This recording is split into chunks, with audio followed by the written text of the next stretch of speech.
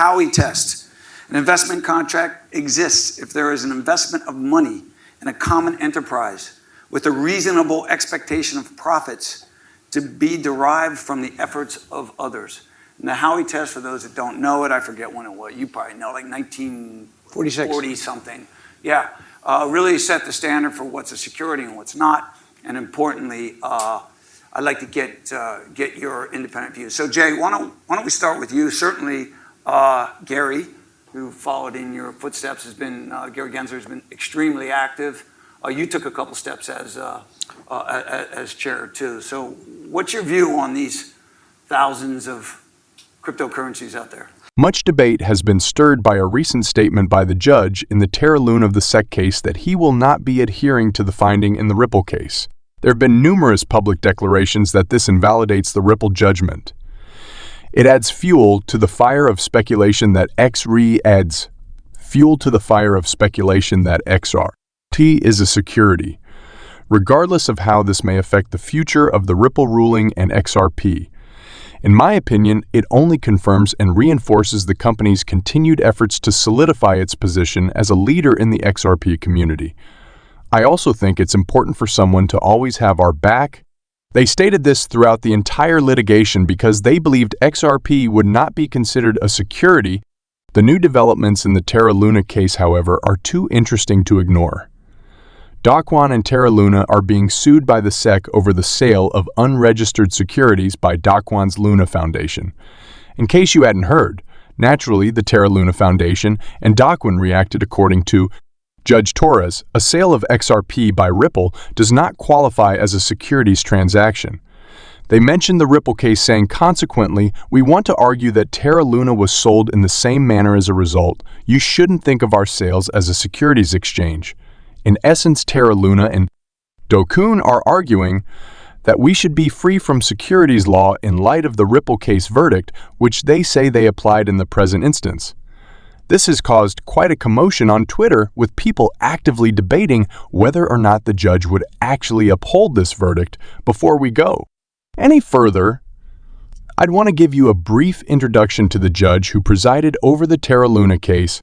Metaloman, a legal authority I think you should listen to, has been dead on in almost every cryptocurrency issue thus far.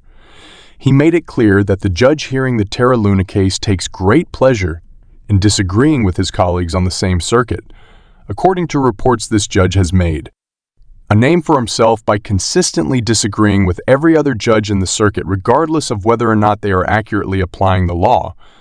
I think it's important to note that he wasn't making that statement in response to the issues I raised in this video about 2 to 3 months ago. He made that remark about the judge. That's why he thought this would happen, because he saw it coming. Let's go on to the real events that took place. The judge hearing the Terra Luna case has gone on record as rejecting Judge Torres' analysis of possible ways in which Ripple could sell XRP that would not constitute a securities transaction.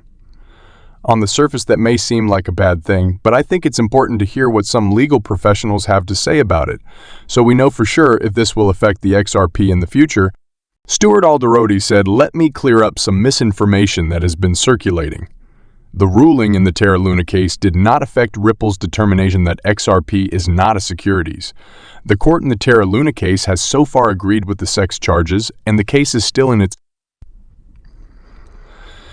infancy. Our ruling was based on a comprehensive body of evidence amassed over the course of almost 2 years of case law. I'll let others dive into the judge's remarks, such as his apparent misinterpretation of the Ripple judge's explanation, neglecting the point that traders on the secondary market can't invest money in anyone or anything if they don't know who they're purchasing from.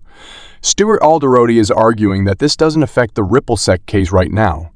Even so, XRP is not a security. He also makes fun of the judge, saying it seems like this guy might have missed a few things in his initial reading.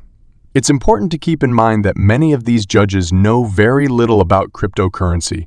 It's not easy to be unexpectedly thrown into one of these situations. As a result, he will need some time to process everything that is going on. Since this was virtually the first trial, the judge refrained from stating that Judge Torres erred. He was merely expressing his disapproval of her kind of thinking. So it seems like the best course of action is to wait and see what happens. but keep in mind that either way it doesn't matter.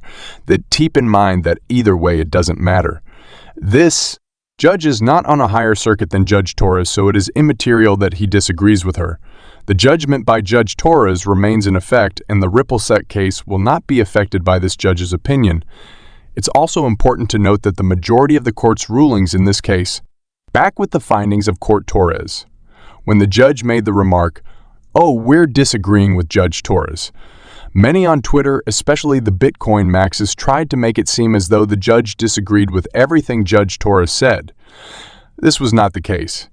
Here Stuart Alderodi reminds us that the judge herself confesses that the orange growths are not security if there is no agreement to develop them and divide the profits unless both parties agreed to enter into an investment contract.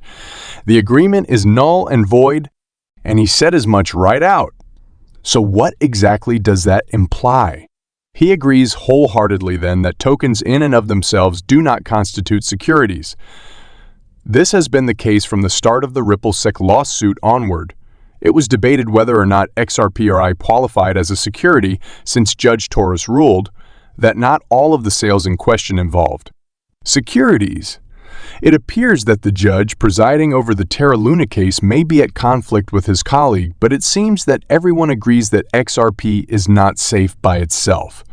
This is the single most important takeaway we can make, that XRP is not a security is something they both agree on. Many are under the impression that this ruling proves the security argument cannot be made for XRP. They agree wholeheartedly on that XRP is not a safe currency. It's possible that they just have different opinions on which Ripple deals should be considered securities deals. This choice is less daunting now that you've evaluated it this way. A judge who has only recently begun to grasp the complexity of the issue at hand. It was his original ruling, and he has now come clean about the fact that the tokens themselves are not securities. While I respect the opinions of others, I've already shown that this judge routinely rules differently than other judges in his circuit, and Metal Layman has brought out the same thing. Judge Torres may have disagreed with him on some of the transactions because of this. His unshakable agreement that the token itself is not a security, however, is a major slap in the face to the SEC. The cryptocurrency sector's the black swan for XRP has arrived. However, even judges who want to side with the SEC, such as the judge in charge of the library, are refusing to assume the absurdity that the token itself may qualify as a security. The judge ruled almost entirely in favor of the SEC in the library case. He himself was unable to openly identify the token security because it's the SEC's last hope of slowing down Ripple and XRP. The agency has been pushing this myth for some time. Bitcoin and Maxes are fervent believers in their conspiracy theory. Max is aware of Bitcoin and knows that it will never be the technological winner. With the help of their dedicated regulators, they will be able to put a stop to it. It's refreshing that agencies like the SEC lack the power to make such a move. This is why they are trying to break the rules. This is why they are exploring uncharted territory in search of novel ideas such as having the asset itself function as the security. They are trying to invent reasons for cryptocurrencies so that they can regulate them. Unfortunately, it seems that in the end, practically every legal professional disagrees with their perspective strongly. Fortunately, the courts have not been prepared to rubber stamp everything these regulators have said, which is the most hopeful development for the future. They have instead pushed back using the law and validated the claims of people like John Deaton who have been vocal about the RippleSec case from the beginning. There will never be any security in the token itself. In orange trees, in whiskey, or in beavers, the presentation of the investment is crucial. The SEC's proposed framework for regulating the industry was not supported by this notion. That's why they were making such frantic efforts to get away. However, ultimately they are unsuccessful, and the court's decisions are being followed. Anyway, I greatly value your being here today, gentlemen. I trust you found this update interesting. If you did hit the subscribe button, thank you, and see you in our next video.